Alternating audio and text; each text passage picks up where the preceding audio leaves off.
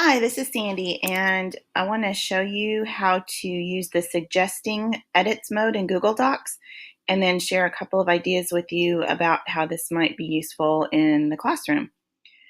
So first of all, I have a Google document here, and I have created it, but I want someone else to look it over for me and see if there are anything I need to change. But I don't want them to actually make the changes. Like so often when we share Google Docs to collaborate, others can type over what we had, and it's hard to keep track in your mind of, what did I have there before, and do I like that change or not? So, especially when I have the kind of authorship of this document and I just want some input from others, a great way to do that is through suggestions.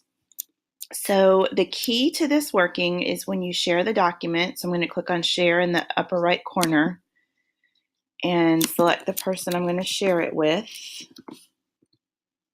The key is to share it as can comment rights instead of can edit. So I'm going to switch that, and you can see the little icon changes to let me know that I've changed the rights I'm giving the person. Let me send that off to them. And now let's go take a look at what this looks like from the suggester's view, the person I just shared this document with. So coming over here to the document, just refresh that. Same document, I'm just looking at it from the suggester's view. So as I'm reading over this for my colleague or peer or fellow student, I might suggest that they use the word locations instead of spots. Okay. And notice when I made that correction, it kept the word spots with a strike through it, and there's some brackets around what I just did. When I click away from that particular suggestion, the previous word stays there with the strike through, and the word I suggested going there is in green. So I can tell what I put and what was originally there. Also, on the right-hand side of the document where you're used to maybe seeing document comments, a special comment card was created that explains what happened here. So we replaced spots with locations.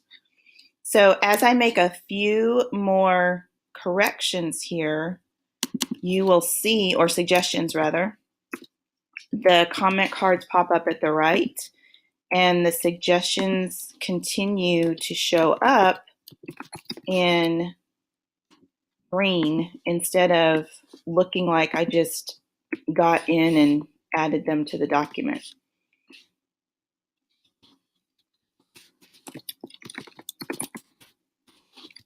Okay, so I've made about 5 suggestions here, and we will now go back to the document owner's view to see what it looks like to them and how they can process the suggestions. So in the document owner's view, you see the suggestions. They're in pink instead of green. So that's helpful to see that. And then on the right-hand side, these comment cards are now going to be very helpful to me. So for example, the first suggestion made was to change the word spots to locations. I think that's much better. It's a better word. So over here on the comment card associated with that, I'm going to click the check mark to accept that suggestion. And my original typing goes away, and now that suggestion becomes a permanent part of the document, as permanent as Google Docs can be, I guess. Let's see, the word die instead of croak. I get why they did that, but croak is kind of my sense of humor, so I'm going to reject that suggestion. And notice what they typed goes away, and my original goes back to being part of the document. Putting England was a smart idea, specific to which London. There are many Londons in the world. I had forgotten the periods in the DC part of Washington, so I'll keep that. I do not know why they put Paris, France on there. Nice place, I'm sure, but just not on my tippy top list, so I'm going to reject that. So as the document owner, I've been able to go through, look at the suggestions, and decide what I want to do with them. So there are lots of ways that you could use this in the classroom, and these are just a few that I've brainstormed. So editing practice, if you need your students to just practice editing some writing, or if there are frequent mistakes you're seeing in student writing, you could share a sample with those mistakes in it with your kids, but share it in suggesting mode instead of full editing mode, and let them go in and correct the mistakes. And then it's super easy for you to just look and see if they caught them as the teacher. Peer editing, and please don't think of this as just an English teacher's purview. If your students are writing essays in English, that's great, but maybe you're a science teacher and they do lab write-ups, or you're having them do a little research in history, or you're having them describe a process in math. Encourage them to share with their peers before they finalize the project. How many of us have our peers, our coworkers, look things over before we send them off or print them to send home? So this is a good practice to get into. If you are an English teacher or writing teacher and you conference with students one-on-one, this could be one way to do some of that conferencing without having to sit next to each other. I loved doing that when I taught English, but it's time consuming, so this might be a way to capture back some time. And then the thing that kind of sparked me to make this video is actually this article that I read on Edutopia a couple days ago, thanks to teacher friends on my Facebook, about fact checking as a way to do a creative note taking.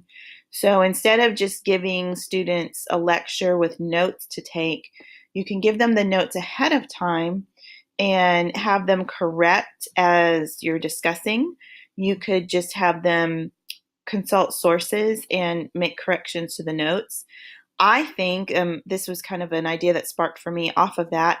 It could also be a way to review material. So after you've had to dive into a topic, you could give incorrect notes and then have them use suggestion mode to correct any factual errors in the notes. So if you're interested in that article on alternative note-taking strategies, it's not very long. You can type this URL into your web browser, and it is case sensitive, so you do have to capitalize the D and the T, but it'll take you to that article on Edutopia. So I hope this gave you some ideas for using suggestion mode, as well as maybe introduced you to it or showed you how it worked. So I hope this works well with you and your students. If you come up with more ideas for using it, please share them in the video comments or in the comments on my blog.